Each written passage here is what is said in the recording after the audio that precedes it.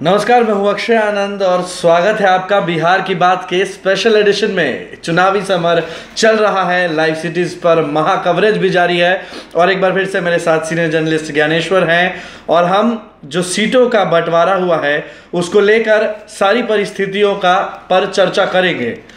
सबसे पहले तो कि ये जो गठबंधन हुआ, महागठबंधन हुआ, सीटों को लेकर एक सहमति बन गई, देर से ही लेकिन बन गई, इसे किस तरह से आप देख रहे हैं? आपने ठीक कहा अक्षय, देर से। यदि आप ऑनलाइनर कहें तो मुझे लगता है कि सीटों की सहमति या उम्मीदवारों के चयन के मामले में महागठबंधन पहले दौर में एनडीए से पिछड़ गया है। हाँ। एनडीए ने कई दिनों पहले ज्वाइंट प्रेस कॉन्फ्रेंस कर यह ऐलान कर दिया कि कौन सी सीटें कौन सी पार्टी लड़ेगी। 40 सीटों का ऐलान हो गया। ठीक है, उम्मीदवार ऐलान नहीं किए गए। उम्मीदवार भी कल सुबह मतलब 23 मार्च को ऐलान हो जाएंगे। अच्छा। एनडीए के 11 बजे की प्रेस कॉन्फ्रेंस निर्धारित है। पर महागठबंधन में अब तक यह तय नहीं हो पाया है कि कौन सी सीट कौन सी पार्टी लड़ेगी और इसी कारण से आज की जो प्रेस कॉन्फ्रेंस रही वह अधूरी रही।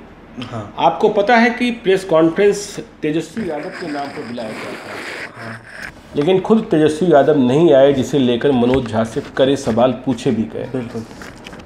तो महागठबंधन में बात बन गई है पूरी तरीके से, ये बात हम नहीं कह सकते हैं। महागठबंधन में अब भी रार है, मतलब टेंशन है और लालू यादव की अनुपस्थिति खलती है। बिल्कुल। तो अभी ये सीट ही तय नहीं कर पाए हैं कौन सी सीट। आपने पहले चरण की तो सीटें घोषित कर दी, पहले से लोगों को पता था, लेकिन दूसरे चरण की सीट आज भी आप नहीं बता पाए। हाँ। क्योंकि उसमें भी एक कटिहार सीट फंसी हुई है। हाँ। पूर्णिया ठीक है, भागलपुर ठीक है, बांका ठीक है, लेकिन कटिहार की सीट फंसी हुई है। तो आप अब भी फंसे हुए हैं। तो कितना समय और लगेगा इनको, यह कहना बड़ा मुश्किल है और जितनी देरी करेंगे उतनी ये पीछे जाएंगे। यह बात भी समझने की बात है। सीटों के नाम पर हम आएंगे, लेकिन कांग्रेस 9 पर मान गई है, एक राज्यसभा वाली बात है, ये सहमति कैसे बनती है? देखिए, ये वो कहते हैं ना, मास्टर स्ट्रोक है। अच्छा। आज आपने सुबह देखा कि कांग्रेस ऑफिस में बड़ा बवाल कटा क्योंकि औरंगाबाद की सीट निखिल कुमार को नहीं मिली। हाँ। हमको चली गई। हाँ। कांग्रेस 11 से घटकर 9 पर आई। कांग्रेस राष्ट्रीय पार्टी है, राहुल गांधी भी जिद पर अड़े थे। तो कांग्रेस को भी एक दिखाना था कि हमने सीटें कंप्रोमाइज़ क्यों कर ली। अच्छा। तो आपने देखा कि इसके पहले रामविलास पासवान के लिए यह ऐलान हुआ था एनडीए में। तो कांग्रेस ने एक ऐसा ऐलान करा लिया आज प्रेस कॉन्फ्रेंस में राजद की ओर से कि जो 2020 में राज्यसभा का चुनाव होगा तो विपक्ष की जो सीट मिलेगी उसमें पहली सीट कांग्रेस को जाएगी। अच्छा। तो देखिए, इस ऐलान के बाद ये लॉलीपॉप है। कांग्रेस के कितने बड़े दिग्गज अब शांत हो जाएंगे। बहुत सारे दिग्गज इस लॉलीपॉप के चक्कर में। हल्ला मत काटो।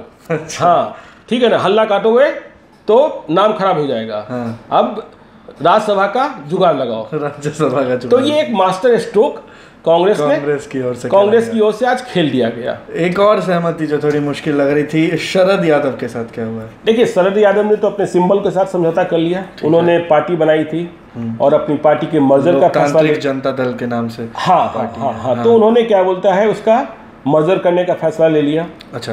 क्योंकि वे जानते थे कि इसके अलावा कोई चारा नहीं है। लालू यादव इस बात पर अड़े थे और लालू यादव उन्हें समझा रहे थे बार बार कि देखिए, आपको मधेपुरा की लड़ाई लड़नी है। यदि मधेपुरा में आप राजद के सिंबल पर चुनाव नहीं लड़ेंगे, लालटेन पर नहीं लड़ेंगे, आप अपने सिंबल पर लड़ेंगे तो पप्पू यादव से मुकाबले में बड़ी परेशानी होगी और वहाँ कन्फ्यूजन की स्थिति होगी। तो देखिए, शरद यादव को किसी तरीके से लोकसभा में पहुँचना है। अब ठीक है, चुनाव है, चुनाव में क्या होता है ये तो देखने वाली बात होगी कि वहाँ मुकाबला कैसा होता है। शरद यादव होंगे, पप्पू यादव होंगे, दिनेश चंद्र यादव होंगे। लेकिन शरद यादव ने अपने लिए चुनाव लड़ने की व्यवस्था कर ली है, सीट की व्यवस्था कर ली है। भले पार्टी का मर्जर करना पड़ा हो, भले उदय नारायण चौधरी का कुछ नहीं हुआ हो, बाकी नेताओं का कुछ नहीं हुआ हो। अर्जुन राय के बारे में भी हम कह नहीं सकते हैं। अच्छा। कि शरद यादव के बारे में तो ऐलान हो गया। हाँ। लेकिन अर्जुन राय को सीतामढ़ी की सीट मिल ही गई। हाँ। यह बात हम दावे के साथ अभी नहीं कर सकते हैं। लेकिन शरद यादव अंतिम कोशिश करेंगे अर्जुन राय के लिए, ताकि एक कहने को रहे कि हाँ वो 2 सीटें लेकर उन्होंने मर्जर करी है। अच्छा। तो ये कोशिश करेंगे। तो ये सिंबल का समझौता है, तो ये बड़ा समझौता हो गया। ठीक है, अब अपने सबसे इंटरेस्टिंग पार्ट पर आते हैं कि किसको कौन सी सीटें मिलने जा रही हैं। शुरुआत कांग्रेस से करते हैं। नहीं, इसके पहले हम लोग लेफ्ट की बात कर लें। हाँ, लेफ्ट के साथ भी क्या हुआ ये देखना जरूरी है। देखिए, आप यदि आप नफा नुकसान को समझेंगे और लेफ्ट, देखिए लेफ्ट गायब हो गया। लेफ्ट से जो झंझट चल रहा था, केवल माले बचा है। माले को एक सीट राजद को जो 20 सीटें मिली हैं, आपको पता है समझौते में राजद को 20 सीटें मिली, कांग्रेस को 9 सीटें मिली, रालोसपा को 5 सीटें मिली, हमको 3 सीटें मिली और वीआईपी को 3 सीटें मिली। तो राजद ने अपने खाते से 1 सीट माले को दे दी है। ठीक है, लेफ्ट के लिए कोई जगह नहीं बनी और वह सीट आरा की सीट होगी और आरा में राजू यादव की उम्मीदवारी तय है। मतलब वे एनडीए के उम्मीदवार, भारत सरकार के मंत्री आरके सिंह के खिलाफ चुनाव लड़ेंगे, महागठबंधन के उम्मीदवार होंगे। तय है। लेकिन लेफ्ट के आउट होने से ज्यादा चर्चा जो हो रही है वह कन्हैया कुमार की चर्चा हो रही है। कन्हैया कुमार रेस से बाहर हो गए महागठबंधन से। अब ये क्या मुकाबला कर पाते हैं अकेले बेगूसराय? देखिए, बेगूसराय कभी लेनिनग्राड की धरती थी, लेकिन जो आज की परिस्थितियां हैं, तो उन परिस्थितियों में अब क्यों कन्हैया कुमार बाहर किए गए, इस पर तमाम बहस हो सकते हैं। तेजस्वी यादव को पसंद थे, नापसंद थे, युवा चेहरा था, टक्कर की बात थी, तो ये सारी बातें हो सकती हैं। तो लेकिन अब बेगूसराय का जो चुनाव है ना, अब कितना आमने सामने का होता है या त्रिकोणीय मुकाबले में कौन फायदा उठा ले जाता है, ये बात देखने वाली होगी। तो लेफ्ट तो बाहर हो गई। तो एक बात और लेकिन ध्यान दीजिएगा कि माले के साथ 1 सीट का समझौता हुआ है। लेकिन आप सिवान में देखिए, अमरनाथ यादव उम्मीदवार हो सकते हैं। अच्छा। और वहाँ फ्रेंडली फाइट हो सकता है, इस बात की कोई भीतर बातचीत है, क्योंकि सिवान की सीट है जो राजद के खाते में है और वहाँ हिना साहब का चुनाव लड़ना, जो साहबुद्दीन की पत्नी है, वो तय है। तो ये बात है। अब यदि आप बात नफा नुकसान की कर लें, कि महागठबंधन में जो सीटों का जो समझौता हुआ उसमें किसको नफा और किसको नुकसान, तो देखिए इस पे कोई शक नहीं कि सबसे अधिक कंप्रोमाइज आरजेडी ने किया है। अच्छा। आरजेडी की 20 सीटें, उनमें भी 1 सीट माले की 19। शरद यादव के लिए भी, शरद यादव को यदि 1 सीट मिली तो 18 आरजेडी के मूल उम्मीदवार होंगे। 2 सीटें मिल गई तो 17 मूल उम्मीदवार होंगे। तो सबसे ज़्यादा कंप्रोमाइज आरजेडी ने किया। और कांग्रेस भी 2 घटी, 11 से 9 पर आई। लेकिन यदि कहें ना कि पहली बार में यदि किसी ने धमाकेदार एंट्री की, या कहते हैं फर्स्ट शॉट में जिसने बाजी मार ली, वो है मुकेश सहनी। हाँ बिल्कुल, आप निषाद राजनीति की ताकत को समझिए। कहाँ बात ये चल रही थी कि मुकेश सहनी की पार्टी का मर्जर करा देंगे, कहाँ ये बात चल रही थी कि उन्हें 1 सीट मिलेगी, कहाँ ये बात चल रही थी कि उन्हें 2 सीट पर बोलती बंद करा दी जाएगी। लेकिन वे 3 सीट ले जाने में कामयाब रहे हैं। अब उनका परफॉर्मेंस क्या होता है ये उन पर डिपेंड करता है। हम के बराबर, हम के बराबर, बिल्कुल नहीं। शरद यादव तो रहे ही नहीं, अब सजा ने तो मर्जर कर लिया। लेकिन यदि ये कहें कि उनका प्रभाव महागठबंधन में, निषाद राजनीति का प्रभाव सबसे अधिक दिखा, तो वे एक बड़ी दस्तक और धमक के साथ महागठबंधन में आए। और उन्हें जो सीटें मिली हैं, अब उन पर डिपेंड करता है कि वे कैसा उम्मीदवार देते हैं, किस तरीके से वो अपनी स्ट्रैटेजी बनाते हैं। और उनके लिए भी क्या बोलता है, एक उभरने का या डूबने का बड़ा मौका है। यदि उन्होंने उम्मीदवार देने में चूक कर दी, या सिर्फ उन्होंने यह समझ लिया कि हम मल्ला की पॉलिटिक्स करके ही जिंदा रह जाएंगे, तो ये नहीं चलता। लालू यादव ने सबों को जोड़ा, नीतीश कुमार ने पिछड़ों को जोड़ा, सवर्णों को जोड़ा, लालू यादव ने यादव को जोड़ा, मुसलमान को जोड़ा, फिर जो दलित वोट था वो जोड़ा, तब एक समीकरण बनता है। तो ये केवल मल्ला करने से काम नहीं चलने वाला है। उन्हें भी यदि उन्हें 3 सीटें मिल रही हैं तो वे किस तरीके से टिकट बांटते हैं। और देखिए, यदि सबसे पहली जीत यदि महागठबंधन में किसी को मिली तो वो जीतनराम मांझी को थी, जिन्होंने अपनी सीटें सबसे पहले, जो 5 सीटों के लिए अड़े रहे, उन्होंने अपनी सीटें सबसे पहले क्लियर करा ली और उन्होंने सिंबल भी बांट दिए। भाई, गया में जीतनराम मांझी, औरंगाबाद में उपेंद्र प्रसाद, और नालंदा में अभी तय होना है, नालंदा का चुनाव बाद में है। और उन्होंने विधानसभा की 1 सीट भी ले ली, जो उपचुनाव है नवादा में, वहां उन्होंने अपना उम्मीदवार उतार दिया। तो ये है, उपेंद्र कुशवाहा 5 सीट सोच कर आए थे, तो वो 5 सीट वो भी ले गए। कहा जाता है कि परसों ही, 2 दिनों पहले ही जो ये सब बातें चल रही थी, इन लोगों ने एक कागज पर पुर्जे पर लिखवा कर ले लिया था कि हमें कौन कौन सी सीट कहाँ कहाँ मिलेगी और कितनी सीटें मिलेगी। अच्छा। तो आज जो प्रेस कॉन्फ्रेंस के पहले जो इतनी लंबी बैठक चलती रही तेजस्वी यादव की आवाज पर, वहां भी बहुत हॉट टॉक होता रहा, लेकिन कोई एक भी सीट कम करने को तैयार नहीं था। हाँ, शरद यादव को मर्जर का फैसला आखिरी में लेना पड़ा कि उन्हें राजद के भीतर ही चुनाव लड़ना होगा, यदि नहीं लड़ना है तो फिर तो ये मजबूरी रही। हाँ, तो अब आगे नंबर ऑफ सीट्स पर आते हैं। देखिए, नंबर इंतजार है, नंबर तो खैर क्लियर है, नंबर तो क्लियर, सीटों के नाम पर आते हैं। देखिए जो कौन सी सीटें किन्हें मिलने जा रही हैं। अच्छा, देखिए मैंने पहले आपको बताया कि सीटें तो तय हो गई हैं कि भाई 20 सीटें आरजेडी को मिलेगी, 9 सीटें कांग्रेस को मिलेगी, आरएलएसपी को 5 सीटें मिलेगी, हमको 3 सीट मिलेगी और वीआईपी को 3 सीट मिलेगी। लेकिन आज बड़ा सवाल यह था कि सीटों का ऐलान क्यों नहीं हुआ कि कौन सी सीट किसको, जिस तरीके से एनडीए ने किया था। तो मैंने आपको बताया ना कि वही बात है कि अब भी टेंशन है। तो हमें जो जानकारी है, बिहार में 40 सीटें हैं, 33 सीटों पर कोई टेंशन नहीं। अच्छा, 7 सीटों पर मामला अब भी फंसा हुआ। ठीक है। यदि हम आरजेडी की 17 सीटों की, आरजेडी को 20 सीटें मिली है, 17 सीटों पर कोई लोचा नहीं है। ठीक है ना, किसी शायद सहयोगी दल को भी आपत्ति नहीं है। और बाद में कुछ एडजस्टमेंट पे एक इधर उधर हो जाए तो हम नहीं कर सकते हैं, लेकिन जो अभी हमें जानकारी है सोर्सेस से महागठबंधन में, कि आरजेडी को जो 17 सीटें बिल्कुल क्लियर है, क्रिस्टल क्लियर है, वो है बक्सर, ठीक है, पाटलिपुत्रा, वैशाली, हाजीपुर, सीतामढ़ी, शिवहर, अररिया, सारण, सिवान, भागलपुर, बांका, जहानाबाद, नवादा, झंझारपुर, मधेपुरा, बेगूसराय और माले के लिए आरा। ठीक है। तो ये 17 सीटें इनकी क्लियर है। ठीक है। कांग्रेस की जो 8 सीटें हैं उनमें 7 सीटें क्लियर है। ठीक। 8वीं सीट पर अभी लोचा है। जो 7 सीटें क्लियर है वो है किशनगंज, पूर्णिया, जहां बिल्कुल पार्टी में नई एंट्री करने वाले पप्पू सिंह चुनाव लड़ेंगे, सुपौल, सासाराम, समस्तीपुर, मुंगेर और पटना साहिब। ये 7 सीटें। 2 और बच गई, 2 और 9। हाँ, 8 और 9। तो इनकी 2 सीटें और बची हुई हैं। ठीक है, 9 सीटें।